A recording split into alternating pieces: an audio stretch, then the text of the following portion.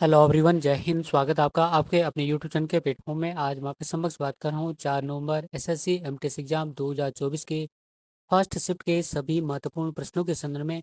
और ये वीडियो आपके आने वाली सभी परीक्षाओं के लिए अति महत्वपूर्ण और लाभदायक होगा, इसलिए इस वीडियो को जरूर अंत तक देखें। और यदि आपको मेरा वीडियो का कंटेंट पसंद आए तो वीडियो को लाइक, शेयर और सब्सक्राइब भी करना। और इसी के साथ अपने वीडियो को स्टार्ट करता हूँ। और फर्स्ट महत्वपूर्ण प्रश्न पूछा गया था कि अनफिनिश्ड किस अभिनेत्री की आत्मकथा है। तो इसका आंसर है प्रियंका चोपड़ा की। अर्थात अनफिनिश्ड बॉलीवुड अभिनेत्री प्रियंका चोपड़ा जोनस की आत्मकथा है। और नेक्स्ट महत्वपूर्ण प्रश्न पूछा गया था कि दीपा नामक स्थानांतरित कृषि किस राज्य में की जाती है। तो इसका आंसर है छत्तीसगढ़ राज्य में। अर्थात दीपा नामक स्थानांतरित कृषि या झूम कृषि छत्तीसगढ़ राज्य में की जाती है। और इस स्थानांतरित कृषि को झूम कृषि के नाम से भी जाना जाता है। और यह एक अर्थात स्थानांतरित कृषि या झूम कृषि पारंपरिक खेती की एक तकनीक है। बात करूं मैं भारत में प्रचलित झूम कृषि या स्थानांतरित कृषि के विविध नामों के संबंध में, तो मध्य प्रदेश राज्य में स्थानांतरित कृषि को बेबर या दहिया के नाम से जाना जाता है। आंध्र प्रदेश में पोडू या पेंडा के नाम से जाना जाता है। पश्चिमी घाट में स्थानांतरित कृषि को कुमारी नाम से जाना जाता है। झारखंड राज्य में स्थानांतरित कृषि को कुरवा नाम से जाना जाता है। और हिमालय पेटी क्षेत्र में स्थानांतरित कृषि को खील के नाम से जाना जाता है। बात करूं मैं झूम खेती से संबंधित महत्वपूर्ण जानकारियों के संदर्भ में, तो इसमें अर्थात झूम खेती में जंगलों को काटकर भूमि साफ की जाती है तथा इसके बाद इस भूमि पर खेती की जाती है। और कुछ दिनों के बाद भूमि की उर्वरता खत्म हो जाने पर यह भूमि त्याग दी जाती है और अलग जगहों पर पुनः कृषि की जाती है। और एक बार पुनः रिपीट करता हूँ कि इसमें अर्थात झूम खेती में जंगलों को काटकर भूमि साफ की जाती है तथा इसके बाद इस भूमि पर खेती की जाती है। और कुछ दिनों के बाद भूमि की उर्वरता खत्म हो जाने पर यह भूमि त्याग दी जाती है और अलग जगहों पर पुनः कृषि की जाती है। और ये सभी पॉइंट आने वाली परीक्षाओं की दृष्टि से अति महत्वपूर्ण हैं। और नेक्स्ट महत्वपूर्ण प्रश्न पूछा गया था कि हाँ त्योहार भारत के किस पड़ोसी देश में मनाया जाता है। तो इसका आंसर है नेपाल में। अर्थात हाँ त्योहार भारत के पड़ोसी देश नेपाल में मनाया जाता है।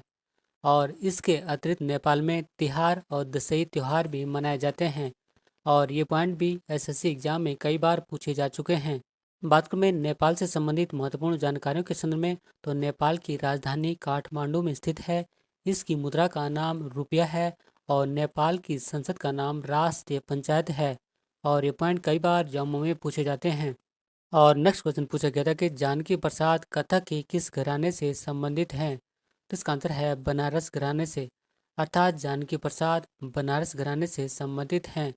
और जानकी प्रसाद और सुखदेव महाराज दोनों को बनारस घराने का संस्थापक माना जाता है। और नेक्स्ट क्वेश्चन पूछा गया था कि पहाड़ों में बर्फ की अस्थायी रूप से जमी हुई नदियां होती हैं, जिन्हें किस रूप में जाना जाता है। तो इसका आंसर है ग्लेशियर।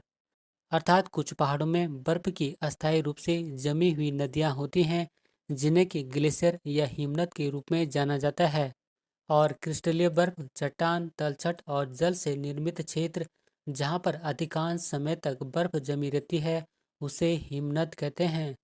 बात करूं मैं प्रमुख हिमनद या ग्लेशियर और उनकी भौगोलिक स्थिति के संदर्भ में, तो जैसे कि सियाचिन ग्लेशियर और यह काराकोरम में स्थित है। नेक्स्ट है हिस्पारा ग्लेशियर और यह भी काराकोरम में ही स्थित है। नेक्स्ट है बाल्तोरा ग्लेशियर और यह भी काराकोरम में ही स्थित है। और नेक्स्ट है गंगोत्री ग्लेशियर और यह कुमाऊं हिमालय उत्तराखंड राज्य में स्थित है। और ये सभी पॉइंट आने वाली परीक्षाओं की दृष्टि से अति महत्वपूर्ण हैं। और नेक्स्ट क्वेश्चन है कि किस राज्य की सरकार ने मुख्यमंत्री सीखो कमाओ योजना शुरू की। तो इसका आंसर है मध्य प्रदेश राज्य ने। अर्थात मध्य प्रदेश राज्य ने मुख्यमंत्री सीखो कमाओ योजना को शुरू किया है। बात करूं मैं मुख्यमंत्री सीखो कमाओ योजना से संबंधित महत्वपूर्ण जानकारियों के संदर्भ में, तो इस योजना की शुरुआत 22 अगस्त 2023 को हुई थी। और इस योजना का मुख्य उद्देश्य युवाओं के कौशल विकास को बढ़ावा देना है। और इस योजना के तहत युवाओं को निजी संस्थाओं में छात्र प्रशिक्षणार्थी के तौर पर प्रशिक्षण देना है। और मुख्यमंत्री सीखो कमाओ योजना में भाग लेने के लिए युवाओं की उम्र 18 से 29 वर्ष के बीच होनी चाहिए। और इस योजना के तहत अर्थात मुख्यमंत्री सीखो कमाओ योजना के तहत युवाओं को प्रशिक्षण के दौरान 8,000 से 10,000 रुपये का वजीफा या स्टाइपेंड मिलता है। और नेक्स्ट क्वेश्चन है कि मुगल प्रशासन में दीवान आला या वजीर किसका प्रमुख होता था? तो इसका आंसर है राजस्व प्रशासन का। बात करें में दीवान आला या वजीर से संबंधित महत्वपूर्ण जानकारियों के संदर्भ में, तो मुगल प्रशासन में दीवान आला या वजीर राजस्व और वित्त मंत्री को कहा जाता था। और दीवान आला या वजीर राजस्व प्रशासन के लिए जिम्मेदार और साम्राज्य के वित्तीय मामलों का प्रभारी था। और वह अर्थात दीवान आला या वजीर मुख्य राजस्व अधिकारी था। और नेक्स्ट क्वेश्चन है कि सितारा देवी किस शास्त्रीय नृत्य से संबंधित हैं? तो इसका आंसर है कथक नृत्य से। बात करूं मैं सितारा देवी से संबंधित महत्वपूर्ण जानकारियों के संदर्भ में, तो सितारा देवी को कथक क्वीन के नाम से भी जाना जाता है। और भारत के साहित्य के नोबेल पुरस्कार विजेता रविंद्रनाथ टैगोर ने जब वे 16 साल की थी तब उनके प्रदर्शन को देखकर उन्हें नृत्य साम्राज्ञी कहा था। बात करूं मैं सितारा देवी को प्राप्त पुरस्कारों के संदर्भ में, तो इन्हें पद्मश्री 1973 में मिला था, संगीत नाटक अकादमी पुरस्कार 1969 में मिला था और कालिदास सम्मान 1995 में मिला था। और नेक्स्ट महत्वपूर्ण प्रश्न पूछा गया था कि बिना गढ़वाला एकमात्र हड़प्पा स्थल कौन सा है? तो इसका आंसर है चुनुदोड़ो। बात करूं मैं चुनुदोड़ो से संबंधित महत्वपूर्ण जानकारियों के संदर्भ में, तो चुनुदोड़ो बिना गढ़वाला एकमात्र हड़प्पा शहर या हड़प्पा स्थल था। और चुनुदोड़ो वर्तमान सिंध पाकिस्तान में मोहनजोदड़ो के पास स्थित है। और चुनुदोड़ो की खोज 1931 में एन.जी. मजूमदार ने की थी। और चुनुदोड़ो सिंध नदी के तट के पास स्थित है। और ये सभी पॉइंट आने वाली परीक्षाओं की दृष्टि से अति महत्वपूर्ण हैं। बात करें मैं चुनुदोड़ो से प्राप्त महत्वपूर्ण सामग्रियों के संदर्भ में, जैसे कि चुनुदोड़ो से मोतियों का कारखाना मिला है, अलंकृत हाथी मिला है, सौंदर्य प्रसाधनों में प्रयुक्त लिपस्टिक के साक्ष्य मिले हैं, मनके बनाने का कारखाना मिला है, ईंटों से बनी हुई भट्टियां मिली हैं, मानव बलि के साक्ष्य मिले हैं, खिलौना मिला है। और नेक्स्ट है कुत्ते के बिल्ली का पीछा करते हुए पद चिन्ह आदि महत्वपूर्ण साक्ष्य मिले हैं। और ये सभी पॉइंट आने वाली परीक्षाओं की दृष्टि से अति महत्वपूर्ण हैं। और नेक्स्ट है कुचिपुड़ी नृत्य शैली के किस गुरु को वर्ष 1998 में पद्म भूषण प्राप्त हुआ? इसका आंसर है गुरु वेम्पति चन्ना सत्यम को। और कुचिपुड़ी नृत्य आंध्र प्रदेश राज्य का शास्त्रीय नृत्य है। और नेक्स्ट महत्वपूर्ण प्रश्न कि माइक्रो फाइनेंस का मुख्य कार्य क्या होता है? तो इसका आंसर है कम आय वाले लोगों को वित्तीय सेवाएं मुहैया कराना होता है। अर्थात माइक्रो फाइनेंस का मुख्य कार्य कम आय वाले लोगों को वित्तीय सेवाएं मुहैया कराना होता है। और नेक्स्ट महत्वपूर्ण प्रश्न कि भारतीय महिला संघ की स्थापना कब हुई थी? तो इसका आंसर है 8 मई 1917 को। अर्थात भारतीय महिला संघ की स्थापना 8 मई 1917 को हुई थी। और भारतीय महिला संघ की स्थापना Annie Besant, Margaret Cousins, Dorothy Jinarajadasa के द्वारा मद्रास के अड्यार में 8 मई 1917 को की गई थी। और स्त्री धर्म भारतीय महिला संघ द्वारा प्रकाशित पत्रिका थी। और नेक्स्ट महत्वपूर्ण प्रश्न पूछा गया था कि भारत के मूल संविधान में कितने अनुच्छेद थे? इसका आंसर है 395 अनुच्छेद। अर्थात भारत के मूल संविधान में 395 अनुच्छेद या 395 आर्टिकल थे। और मूल रूप से भारत के संविधान में 395 अनुच्छेद, 8 अनुसूची और 22 भाग थे। और भारतीय संविधान को संविधान सभा के द्वारा 26 नवंबर 1949 को पारित किया गया था, जबकि भारतीय संविधान को 26 जनवरी 1950 को लागू किया गया था। और नेक्स्ट क्वेश्चन पूछा गया था कि ब्रिटिश सरकार ने ईस्ट इंडिया कंपनी से क्षेत्रीय नियंत्रण किस अधिनियम से लिया था? तो इसका आंसर है भारत सरकार अधिनियम 1858 के द्वारा। अर्थात ब्रिटिश सरकार ने ईस्ट इंडिया कंपनी से क्षेत्रीय नियंत्रण भारत सरकार अधिनियम 1858 से लिया था। बात करूं मैं भारत सरकार अधिनियम 1858 से संबंधित महत्वपूर्ण जानकारियों के संदर्भ में, तो इस अधिनियम के द्वारा भारत में कंपनी का शासन समाप्त हो गया और भारत का शासन ब्रिटिश ताज के अधीन कर दिया गया था। और इस अधिनियम के द्वारा गवर्नर जनरल को भारत का वायसराय कहा जाने लगा। और इस समय के गवर्नर जनरल लॉर्ड कर्नेल अंतिम गवर्नर जनरल और प्रथम वायसराय हुए थे। और इस अधिनियम के द्वारा मुगल सम्राट के पद को समाप्त कर दिया गया। और ये सभी पॉइंट आने वाली परीक्षाओं की दृष्टि से अति महत्वपूर्ण हैं। और नेक्स्ट क्वेश्चन पूछा गया था कि 16वें वित्त आयोग के अध्यक्ष कौन बने हैं? तो इसका आंसर है प्रोफेसर अरविंद पनगड़िया। बात करूं मैं 16वें वित्त आयोग से संबंधित महत्वपूर्ण जानकारियों के संदर्भ में, तो 16 वित्त आयोग का गठन 31 दिसंबर 2023 को किया गया था।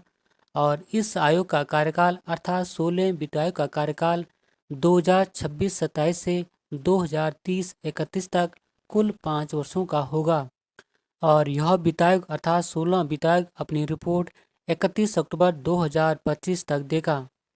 बात करें महत्वपूर्ण नोट पॉइंट के संदर्भ में, तो प्रोफेसर अरविंद पनगड़िया नीति आयोग के प्रथम उपाध्यक्ष थे, जो कि वर्तमान में 16 वित्त आयोग के अध्यक्ष हैं। बात करूँ मैं वित्त आयोग से संबंधित महत्वपूर्ण जानकारियों के संदर्भ में, तो वित्त आयोग अधिनियम 1951 के तहत वित्त आयोग की स्थापना 22 नवंबर 1951 को की गई थी। और वित्त आयोग के प्रथम अध्यक्ष के सी नियोगी थे और वित्त आयोग के द्वितीय अध्यक्ष के संतानम थे, जबकि 15वें वित्त आयोग के अध्यक्ष एन के सिंह थे। और भारतीय संविधान के अनुच्छेद 280 में वित्त आयोग की व्यवस्था है। और भारतीय संविधान के अनुच्छेद 281 में वित्त आयोग की अनुशंसाओं की चर्चा की गई है। और वित्त आयोग का गठन का अधिकार भारत के राष्ट्रपति महोदय को है। और ये सभी पॉइंट आने वाली परीक्षाओं की दृष्टि से अति महत्वपूर्ण हैं। और नेक्स्ट क्वेश्चन पूछा गया था कि भारत में वैदिक काल में स्कूली शिक्षा प्रणाली का पहला रूप किस रूप में जाना जाता था? तो इसका आंसर है गुरुकुल। और वैदिक काल में शिक्षा का मूल आधार गुरुकुल था। और वैदिक काल में शिक्षा संस्कृत भाषा में दी जाती थी। और गुरु छात्रों को उनकी योग्यता के आधार पर 3 वर्गों में बांट लेते थे, जिसमें कि फर्स्ट है महाप्रज्ञा, सेकंड है मध्यम प्रज्ञा और थर्ड है अल्प प्रज्ञा। और नेक्स्ट महत्वपूर्ण प्रश्न पूछा गया था कि मेजर ध्यानचंद सबसे पहले कौन से ओलंपिक में खेले थे? तो इसका आंसर है वर्ष 1928 के ओलंपिक में। बात करूं मैं मेजर ध्यानचंद से संबंधित महत्वपूर्ण जानकारियों के संदर्भ में, तो मेजर ध्यानचंद ने सबसे पहले वर्ष 1928 में एम्स्टर्डम ओलंपिक में हिस्सा लिया था। और मेजर ध्यानचंद ने वर्ष 1928, वर्ष 1932 और वर्ष 1936 में तीनों ओलंपिक में भारत का प्रतिनिधित्व किया था और तीनों ही बार स्वर्ण पदक जीता था। और मेजर ध्यानचंद को वर्ष 1936 के ओलंपिक में भारत का कप्तान बनाया गया था। और मेजर ध्यानचंद को हॉकी का जादूगर कहा जाता है। और उनके जन्मदिन अर्थात मेजर ध्यानचंद के जन्मदिन 29 अगस्त को राष्ट्रीय खेल दिवस मनाया जाता है। और गोल मेजर ध्यानचंद की आत्मकथा का नाम है। और ये सभी पॉइंट आने वाली परीक्षाओं की दृष्टि से अति महत्वपूर्ण हैं। और नेक्स्ट महत्वपूर्ण प्रश्न की दोआब किस क्षेत्र में पाया जाता है? तो इसका आंसर है उत्तरी मैदानों में, अर्थात दोआब उत्तरी मैदानों में पाया जाता है। बात करूं मैं दोआब के संदर्भ में, तो दो नदियों के बीच का क्षेत्र को दोआब कहते हैं। और दोआब कई जगहों में पाया जाता है, जैसे कि सिंधु नदी और झेलम नदी के बीच का क्षेत्र सिंधु सागर दोआब कहलाता है। चिनाब नदी और झेलम नदी के बीच के क्षेत्र को चास दोआब कहते हैं। रावी नदी और चिनाब नदी के बीच के क्षेत्र को रचना दोआब कहते हैं। ब्यास नदी और रावी नदी के बीच के क्षेत्र को बारी दोआब कहते हैं। और ब्यास नदी और सतलज नदी के बीच के क्षेत्र को बिस्त दोआब कहते हैं। और ये सभी पॉइंट आने वाली परीक्षाओं की दृष्टि से अति महत्वपूर्ण हैं।